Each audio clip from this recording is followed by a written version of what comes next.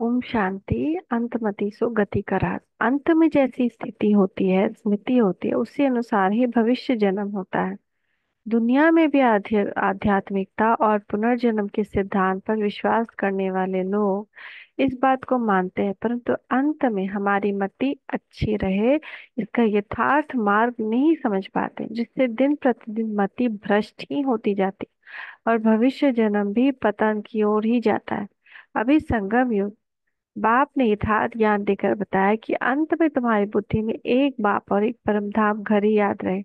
इसका पुरुषार्थ अभी से करना है। बहुत समय का यह अभ्यास ही अंतिम सफलता का आधार होगा, क्योंकि अंत समय सारे जीवन का कर्म कहानी आत्मा को याद आती है। इसीलिए उस समय परमात्मा और घर की याद ठहरती नहीं है। जैसे एक बूढ़ी माता यहाँ पे है, 100 कुछ साल हो गया उनका।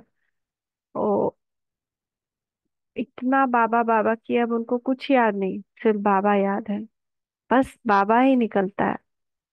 कोई उनके पास आए तमिल में, यही पूछेंगे बाबा याद है। बस बाबा याद है उनको, और कोई भी बात नहीं याद है, क्योंकि बुढ़ापा में मती थोड़ा बुद्धि याद नहीं रखता है ना कुछ। कोई भी आएगा ना, बैठाएंगे अपने पास, कहेंगे बाबा याद है। तो इतना बाबा बाबा हो कि मेरा याददाश्त भी भूल जाए, लेकिन बाबा नहीं भूले। मुख बाबा बाबा करना ना भूले, बुद्धि बाबा को ना भूले। इसीलिए बहुत समय का अभ्यास चाहिए। इसीलिए बाबा सदा कहते अंत में एक परमात्मा घर और नई दुनिया ही की याद रहे, इसका पुरुषार्थ करना है। क्योंकि भक्ति में गायन है, अंत में गंगा जल मुख में। बाबा कहते ज्ञान अमृत बुद्धि में हो, है ना। गंगा जल यानी मुख में हो, यानी मुख में भी ज्ञान के ही रतन हो, ज्ञान का ही गंगा जल हो। और मोरा गोपी वल्लभ बाबा निकट हो। तो किसी वस्तु या व्यक्ति से राग द्वेष ना हो, अर्थात न अति प्यार अर्थात आसक्ति हो, और न द्वेष अर्थात घृणा भाव, क्योंकि ये दोनों ही अंत में याद आते। या तो किसी से प्यार है तो वो याद आएगा, या किसी से आसक्ति है, घृणा है, तो भी वो याद आएगा। किसी वस्तु को अपने छिपा कर भी नहीं रखना, वह भी अंत में याद आएगी। कोई भी चीज छिपा कर रखिए ना, वो याद आएगी। इसलिए सब ओपन, हम तो सब दे दिए सबको, अब मेरे पास कुछ नहीं जो हमको याद आए। और श्रेष्ठ गति से वंचित कर देगी। हर घड़ी को अंतिम घड़ी समझकर चलना है, क्योंकि अंत किसी भी समय आ सकता है। इसलिए अपने को चेक करते रहना है कि इस क्षण हमारा शरीर छूट जाए तो हमारी क्या गति होगी।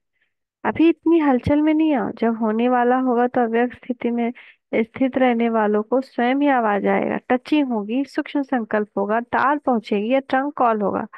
लेकिन जब बुद्धि की लाइन क्लियर होगी तब ही पकड़ सकेंगे कि अब घर चलने के लिए तैयार हो जाओ। और या अब देह छोड़ दो। अव्यक्त बाप दादा 21/7/1973 तब कब होगा?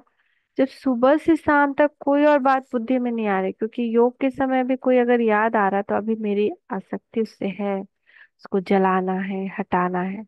सोने से पहले वाणी से परे स्थिति में स्थित होकर के एक दिन को समाप्त करो, फिर दूसरा दिन शुरू करेंगे तो जैसे अंत में जाते समय आत्माओं में जो संस्कार मर्ज होते हैं वही संस्कार मर्ज होंगे, है ना। मान लेते हैं हम सोए, कोई भी बात लेकर सोए, और बुद्धि में वही बात है, बाबा नहीं है। उसी वक्त सोए सोए हम चले गए तो जो बुद्धि में है वैसा ही जन्म हो जाएगा ना। तो इसीलिए बाबा क्या कहते हैं, इसीलिए चार्ट देना, लेटर लिखना सब सौंप दो बाबा को, और तब अच्छा योग करके परम धाम में जा करके सो जाए। मैं अब आत्मा परम धाम चल रही हूँ, समान उस वक्त कुछ ले लें। मैं परम धाम निवासी श्रेष्ठ आत्मा हूँ। बाबा को निहारते परम धाम में फील करते हुए खुद को सो जाना है। तो जैसे ही दिन होगा तो वही संस्कार इमर्ज होंगे जिस संस्कार से सोए हैं। अगर बोझ के साथ सोए थे तो बोझ के साथ ही आएंगे, लेकिन उसी बीच अगर काम खत्म हो गया तो चले जाएंगे। तो याद अग्नि से व स्मृति की शक्ति से पुराने खाते को समाप्त कर देना चाहिए, नहीं तो वही कर्ज के रूप में मर्ज बुद्धि को कमजोर करता है। अगर वो अगले दिन गया वो कर्ज बन जाता है। आज की बातें दूसरे दिन कभी नहीं जानी चाहिए। अव्यक्त बाप दादा 18/7/1971। कितनी सारी बातें, सोकर कोई बात लेकर के सोने से कितना नुकसान है। इसलिए बाबा कहते हैं 1 घंटा 2 घंटा पहले कुछ बात नहीं, एकदम सब चीज से अलग, कोई किसी से बात नहीं, बस एक बाबा और ज्ञान का मनन चिंतन। उसके अलावा कोई फोन, कोई वीडियो, कोई मोबाइल नहीं करना चाहिए। पिछाड़ी में कहते हैं राम को याद करो। जो जास्ती समय चिंतन में रहते हैं अंत में वह याद आ जाता है। कोई देह के संबंधियों को याद करेंगे, देह को याद किया, खेल खल्लास। या तुमको एक ही बात समझाई जाती है कि अपने को आत्मा समझ एक बाप को याद कर। साकार बाबा 28/6/1971 revised. Thank you Baba, thank you. शुक्रिया बाबा, शुक्रिया। ओम शांति।